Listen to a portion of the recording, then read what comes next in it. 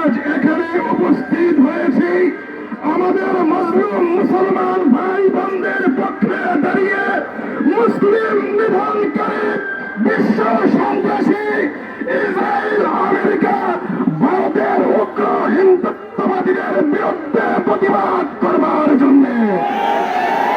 সংগ্রামী সাথী ও বন্ধুগণ, ইসরায়েল দীর্ঘদিন পর্যন্ত আফগানিস্তানে মুসলমানদের উপর হত্যাযজ্ঞ চালিয়েছে।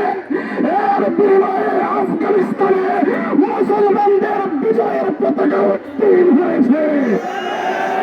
ইসরায়েল এবং আমেরিকাকে হুঁশিয়ার করে বলতে চাই, গাজা এবং রাফাকে খালি করে ইহুদিবাদের উর্বর ভূমি বানানোর যে চেষ্টা করা হচ্ছে, গাজা এবং রাফা ইহুদিবাদের উর্বর ভূমি হবে না।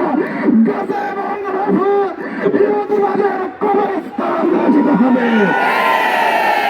সর্বশেষ ভারতের উগ্র হিন্দুত্ববাদী সন্ত্রাসীদেরকে বলতে চাই, মোদী সরকারকে বলতে চাই, তোমাদের দোষর শেখ হাসিনা এবং আওয়ামী লীগের ভয়াবহ পরিণতি থেকে শিক্ষা গ্রহণ করো। মুসলমানকে বিরক্ত করবে না, নির্যাতন করবে না। গোটা হিন্দুস্তান মুসলমানদের হাতে আসবে। মুসলমানদের বিজয় ঠেকাবার সাধ্য কারো নাই।